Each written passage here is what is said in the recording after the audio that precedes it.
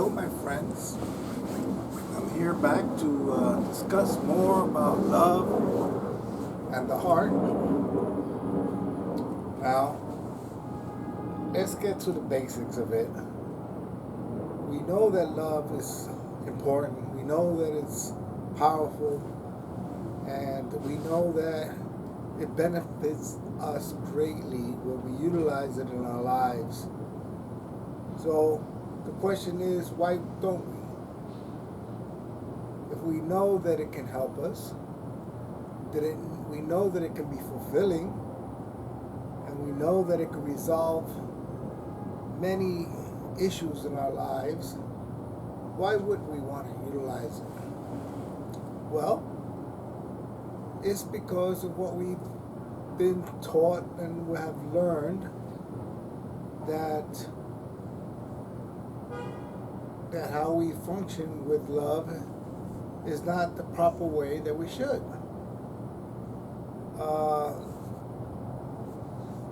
Recently, I saw a news telecast, and the moderators and the participants in the panel were sarcastically telling each other how they loved the other person. And we know that it's not a sincere declaration of love. And they're kind of like weaponizing love to hurt, which is an aberration of what it really is. When someone would use love as a weapon to harm somebody, to denigrate them, to belittle them, what does it say about their comprehension of love and what it is that love is? It doesn't say much, obviously. So we need to look at it. We have to defend ourselves with what we perceive as our genuine love. Because unfortunately, there's genuine love and there's counterfeit love. And as you would imagine, the counterfeit love purpose is to deceive. It's to deceive the person that is receiving the counterfeit love, to mislead them, to perhaps build up some hate in their heart and kind of discredit love. And those are not good things. Let me get to the basics of what I'm trying to get across here. We all know about evil. Evil, E-V-I-L. And what its impact is in our lives.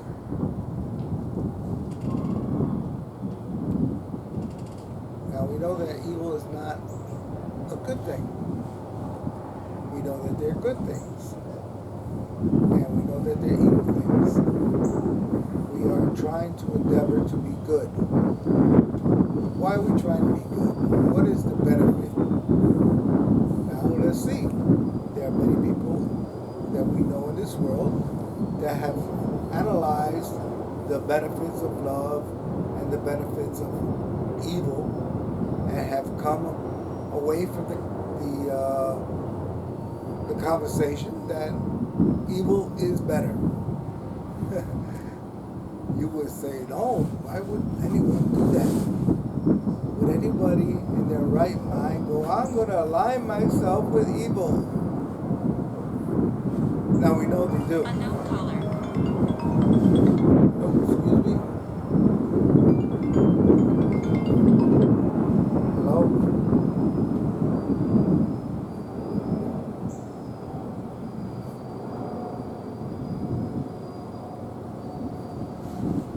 Why would you align yourself with evil, knowing what it is in its true glory,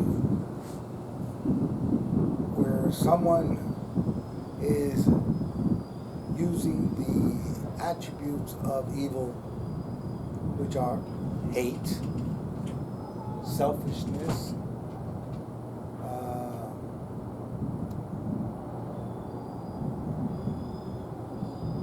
treachery,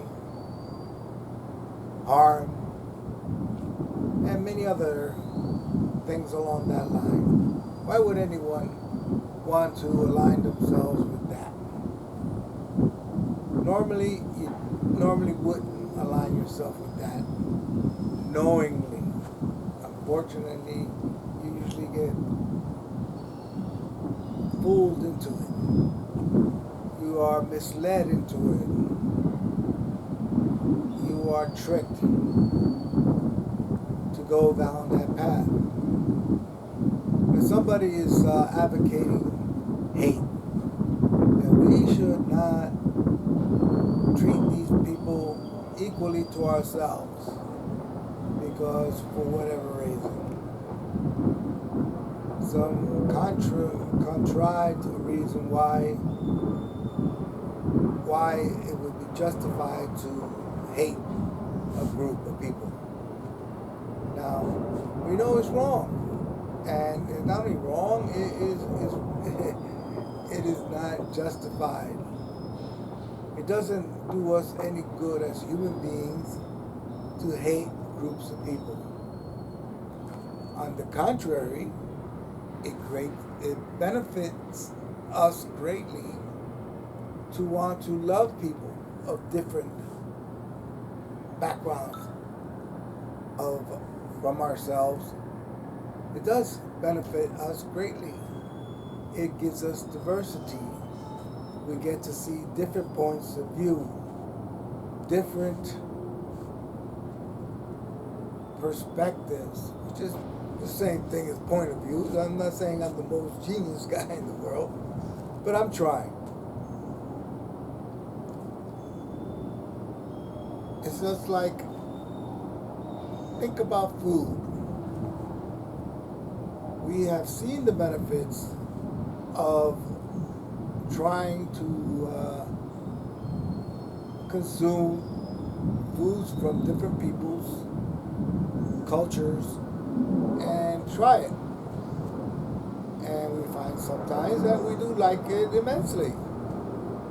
Whether it's taco, Mexican, traditionally Mexican food, to pasta, traditionally Italian food, curry and those type of Indian cuisines, Thailand food, Korean food, and so on and so on and so on. Right? We have found that yes, we do like these foods. We do. It is appealing, the different palates that these people have that could bring us joy dietarily, that we could try something of a different culture and enjoy it. That is good. Same thing with music. We hear music from different cultures, and some of it is really attractive to us. We like the beats, the melodies, the energy, and we embrace it, and we wind up enjoying it, and it adds to our fabric of who we are as a well-balanced person that enjoys diversity. Diversity is a great thing. This earth is a shining example of diversity, from animals to plants to environments and weather patterns. That diversity makes us better. Whoever created it had that intent in mind, that we would like it. Now, some other force, other than the force that empowers love, is trying to use the narrative that these things are bad, that they take something away from us.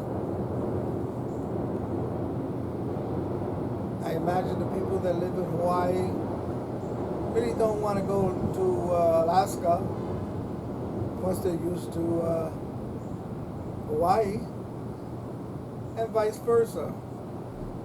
Probably the people that live in Alaska enjoy the cold climate and would not like the tropical environment of Hawaii. To each his own. You decide what you like and where you want to live and who you want to associate with. You could associate with any and everybody, and that is good. I say that's good. Many people will say that's good. If you can manage in your life to partake of other people's culture and enjoy it and make it part of your life,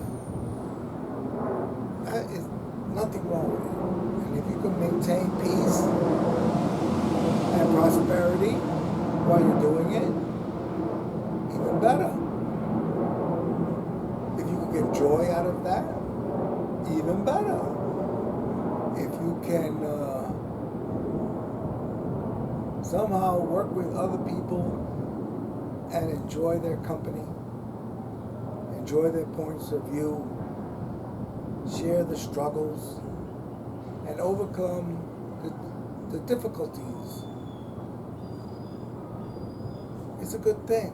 Those are good things. And we should endeavor to try to do that. And love is one of the things that enable us to do that. So let's not discount what love can do. Now, I want to get to the point of what one means when you say I love you. Now, we know traditionally, but not exclusively right or wrong, a couple that comes together and are attracted. Usually there is great like for this person. You like their smile. When they smile at you, it makes you light up inside. You like the words, the subjects they choose, the music they like, the humor that makes them laugh. And slowly, in certain cases, very quickly, you determine that you love this person. Now, what has transpired within you to make such a declaration? Usually it's arbitrary. You just like it. That's the only reason. And of all the people that you have met, this person makes you feel right. And you go with it. And that's usually how it goes. Usually your parents or guardians will not explicitly explain to you what love is. Perhaps because they themselves do not know what it means either. They have an idea what things are, and they go with it. And hopefully it works out. And unfortunately, there are times where it doesn't work out. But love outside of a sexual relationship, usually like parents and children, siblings, extended families, we usually stick with them. We don't have to be sexually compatible with them. They don't have to sexually satisfy us. They give us other things that satisfy us. For example, I had, well, I still do have a cousin that I loved tremendously, like a brother. And I loved this man. He was my cousin, so understandably I would love him. We shared many things. We talked many hours. We amused each other. We gave each other things to like and to come back to. And we did for many years. Then one day came and things were altered and the relationship was changed. I won't say that I no longer love him, because I do.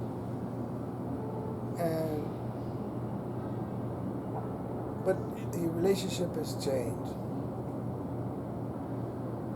It's like a friendship that has kind of iced up, and you no longer communicate, you no longer see each other, and when that happens, it's hard to keep the love strong and the bonds tight. These are the things that happen. Happened to me, and I'm sure it could happen to you. But we want to keep our bonds tight. We want to stay close to the people we love as much as it is possible to do so. Because sometimes life circumstances drives us apart, separates us. We're fortunate in this time in our history where we have telephones that we can communicate. And with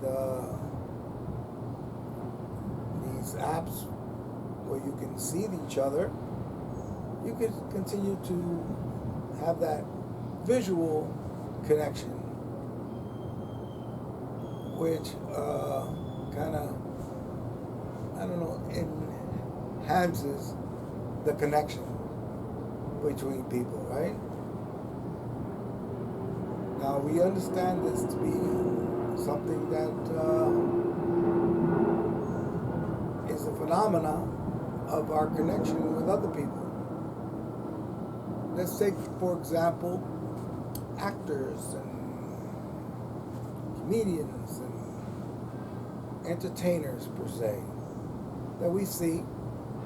We seek them out on different mediums to see their body of work, and we continue to see their work, and we kind of like know them. We learn to like them. Perhaps we don't categorize ourselves of loving them.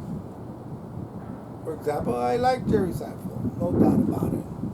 Would I say, do I love Jerry Seinfeld?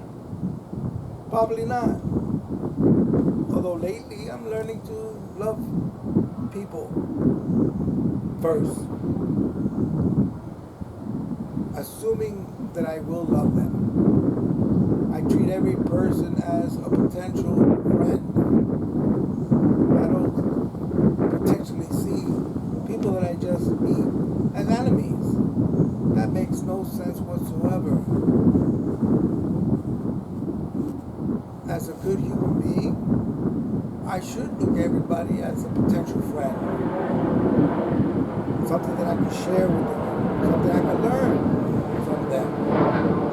Something that I can give to them myself. But when you get to the bottom line of love, right, it's giving.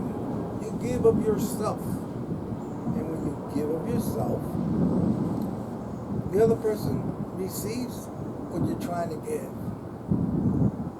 And one phenomenon that love has, that as you give to somebody else, they get something out of it as the receiver of what you're giving, and you, as the giver, receive something as well. You feel good as you give. Ain't that something? You learn something. If you didn't know this, you learn something new. That as you apply love, you give something that's valuable to the other person, and you receive something in return that's valuable to you. And it makes both of you better off for this loving relationship that you have embarked upon. So these are the basics that we want to build on. Because if we want the world to be better and humanity to get better, one thing is for sure: the more we know and are proficient in our usage of love and our sharing of our love, the better we will be. So let's focus on getting better at our love. We should be a master, kind of like a great golfer, Arnold Palmer or Tiger Woods. They have honed their craft, and they have gotten better and better and better as time goes on. Or a fine doctor whose motivation was to help people. They hone their skills and they get better and better at healing people and imparting their knowledge to make the lives better for others. And in turn, there's a certain prestige of being an expert in your field. You're respected more. You probably will eventually get paid more. And you're able to, if it's in your heart, you can share that, teach it to others so they can have it as well. Because that's another thing about love. Love is teaching. When you see a teacher, you see somewhat love. In most cases, I know that there are teachers that shouldn't be teachers, that are not in the utilize the best traditions of the human heart to impart good things to those that are being taught. Because I'm sure there are people that have bad skills that are teaching other people those bad skills. Like I heard that there was shoplifters that are being taught how to shoplift, how to choose what they steal, the value of what they steal, and how to avoid being caught. Now, that's not a good thing that we should aspire to teach. But unfortunately, this is what goes on. If the good side, what I say is the good side, can do it, the people that are on the bad side or the evil side can do the same thing. There are people that learned how to steal from our government using the different programs that are meant to help people, and they utilize it to enrich themselves without giving the services that are being paid for. For example, Medicaid fraud, where people, information is being stolen, somebody takes advantage of it, bills Medicaid for a prosthetic limb of $250,000. Medicaid pays the money off. Our government gets defrauded. And of course, if we give $250,000 to a criminal, then we cannot utilize that money for something that benefits our country.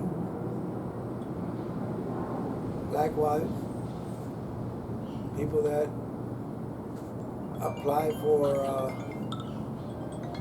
excuse me, hello, hello, are you there? Are you interested in solar panels? Mischievous side. Keep getting called by telemarketers trying to sell me something, and they just are relentless.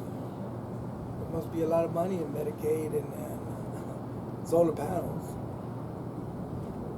Well, getting back onto what I'm trying to discuss here, I'm letting all the blemishes come out, all the realities that we face,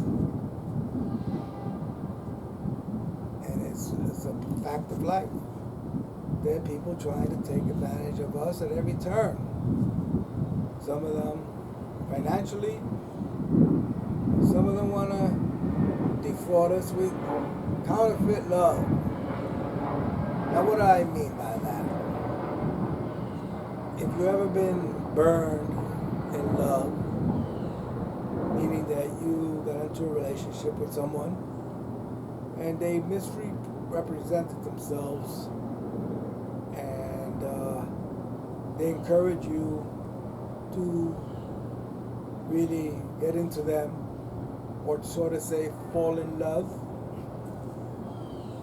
And it's one thing to fall in love with genuine feelings, and it's a totally entirely different thing to be led to fall in love under false circumstances. And that is something that happens all the time. Traditionally, men are kind of wired to have many relationships. And they know that women are sentimental. They know when you compliment them and you try to make them feel special, you give them many gifts, you speak sweet words, and once the woman gives in to your amorous aspirations and the sexual act follows, and then the man tends to back off. Not so many kind words anymore, not so much attention, the gifts, the phone calls, they diminish, and you move on. The woman will say, this is not leading anywhere. Not thinking that the man deceived her with counterfeit love, but that is what happened. But you don't even realize because it's so subtle. And we have to be aware of this. And how do we, well, let's say we are aware of it.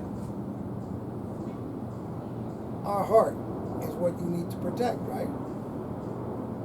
You got to protect yourself from this counterfeit love, counterfeit emotion. How do you protect yourself with that? Well, you say, well, love is a powerful force. That's by no means a pushover. If you train yourself in the ways of the world, truly understanding what genuine love is like. Because once you realize and can identify what the original genuine love is, you're not going to be fooled into falling for counterfeit love. Your guard will be up. There's something within the component of love that can protect your heart. Is it automatic? I don't see it being automatic. I've seen many, many relationships that have fallen because people have interjected counterfeit love into the relationship. So now, it's not an automatic thing that love will protect your heart. You have to get to the point where you can recognize what it is and understand the messaging that you're getting from love. Because love communicates with you. You say, how could it do that? Because love is an alive entity that has purpose, that has power, and really wants to help you. But it's not going to power you down with itself. It doesn't force itself on you. You gotta want it. You gotta want to understand it. It's not gonna force itself for your understanding. We can't compel love from others, and God doesn't compel love from us. But if your heart is right, you will compel yourself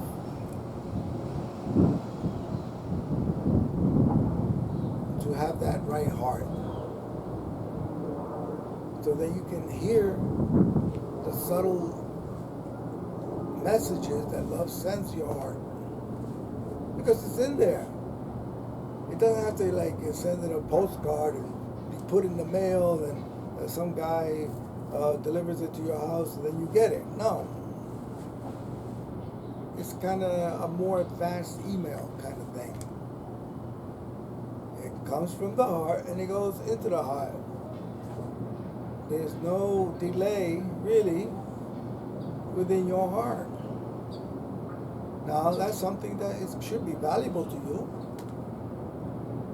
That the love that's in your heart has the ability to talk to your heart and give you instant messaging, straight, that you can apply instantaneously. Did you know that? Is that valuable?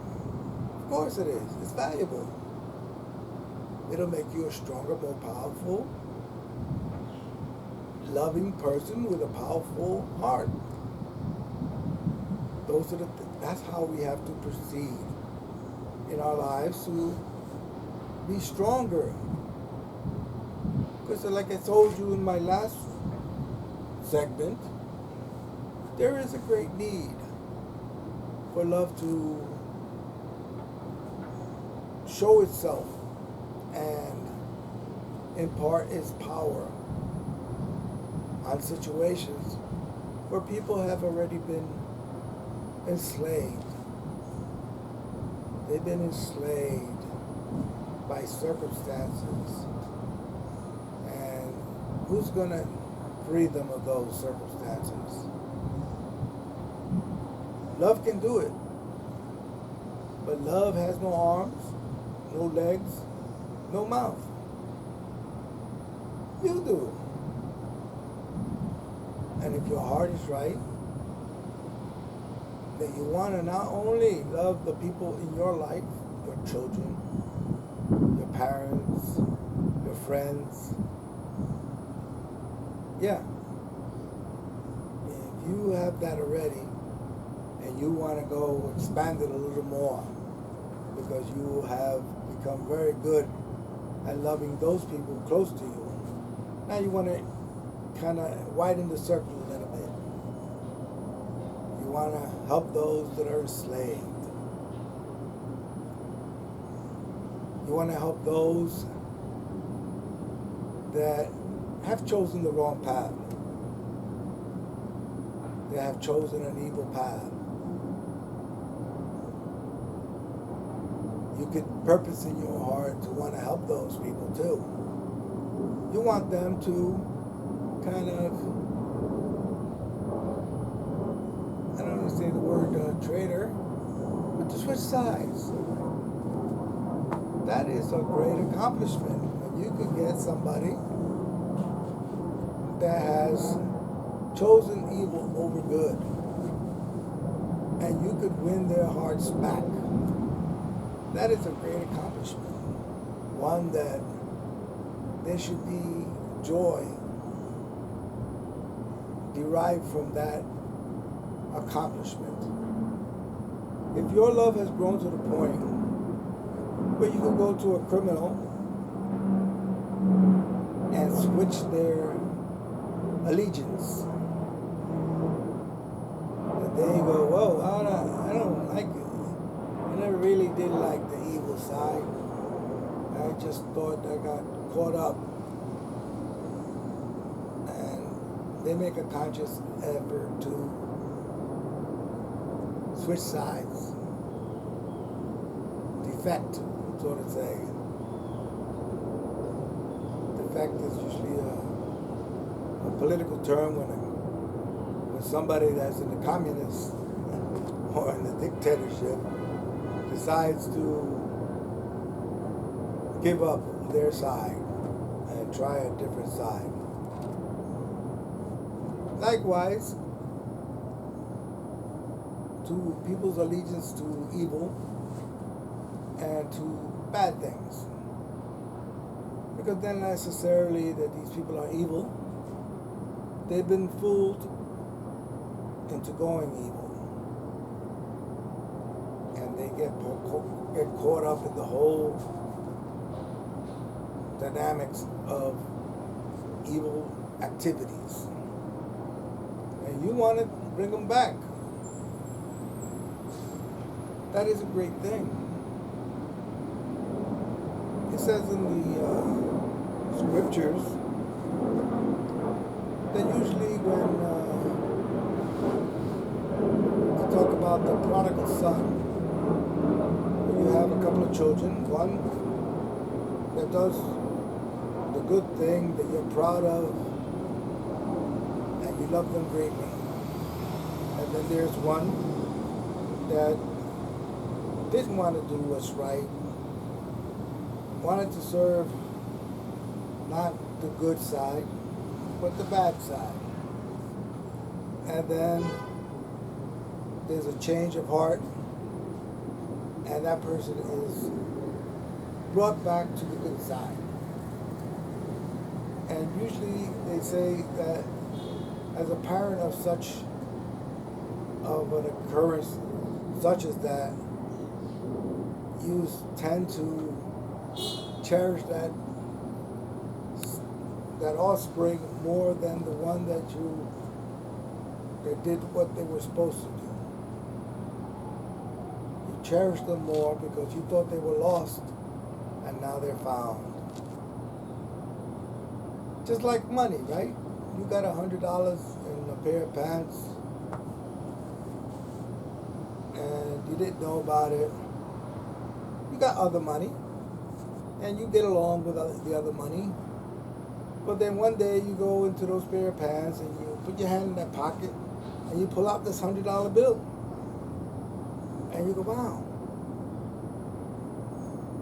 You get it for a moment, are happier with that $100 bill than maybe the tens and thousands, hundreds of thousands of dollars you already have saved away.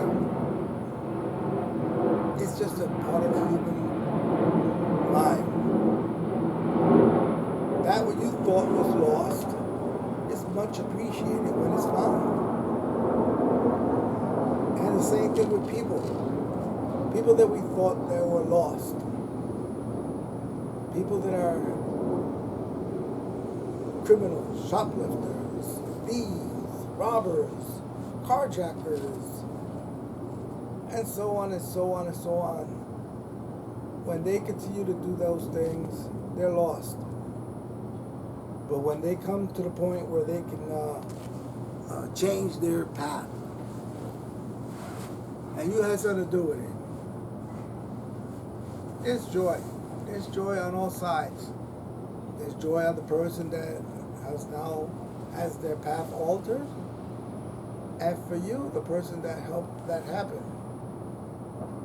There's glory to the Creator. Because it was lost and now it's found.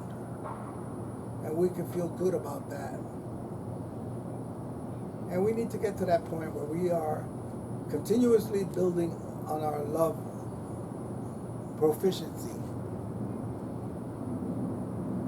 I think that we could progress to the point where we can easily change someone's path with the proper wording and logic that can hurt, that can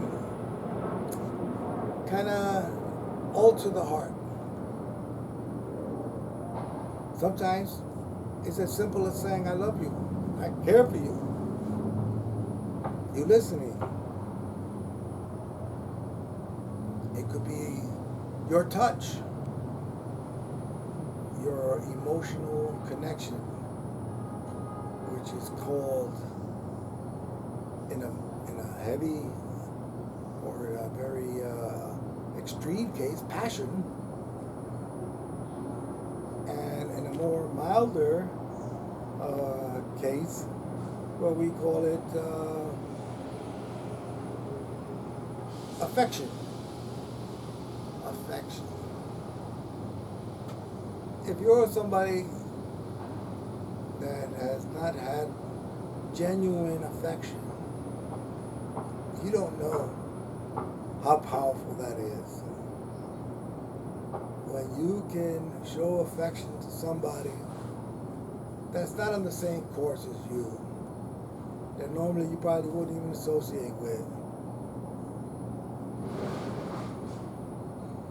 and you take the time to give of yourself. Giving of yourself is very important. Because love is giving of yourself. I was thinking earlier about when one person tells another person, not for amorous reasons, but because this person has connected with you. You like their way of thinking. You like their choice of words. You enjoy their humor. You enjoy different aspects of them. You want to share time with them.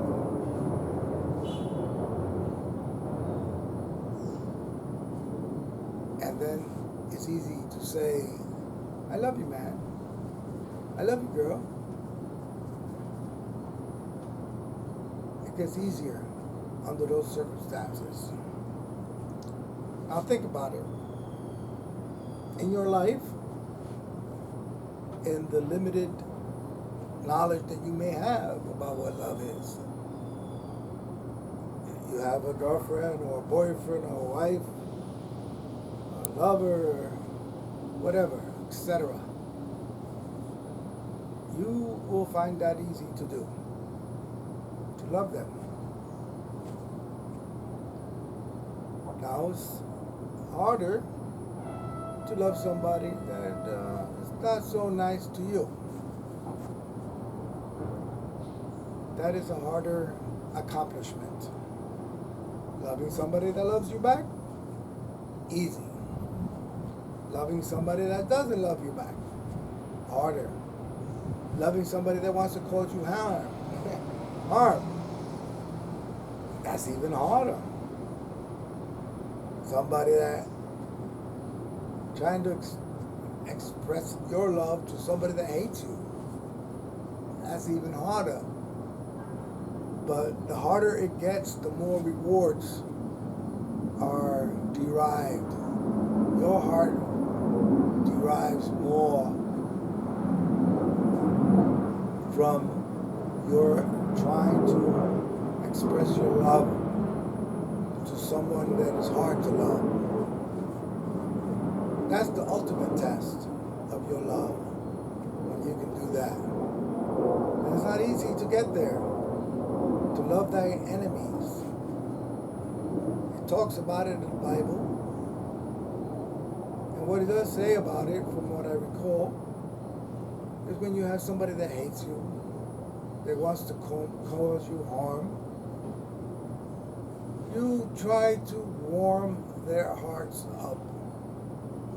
You don't try to throw love at them directly. Bam, love. They kind of might scream like like an Exorcist movie about holy water and the devil was going, it burns. Maybe it would be like that. They reject your love. So you can't give it to them in that fashion. But the love in your heart will tell you this, how you are to approach this individual, especially if there is a chance that you can win their hearts over. Because I don't think love is wanting to put you in harm's way, trying to reach those that are unreachable. If it sends you to somebody, a hard case, it's because they're reachable. And who would know more than love himself? So this is as far as I'm going to take it today. Hopefully you will understand that I'm living here in New York City. The airplanes flying by, people, telemarketers calling me, wasting my time. And through all that, I still have to stay focused and try to help you. Because I'm already compelled to help you. Money, gold, riches, don't have that. But I have understanding of what love is. And that what I have, I will give it to you. And as I give it to you, I will receive love in return.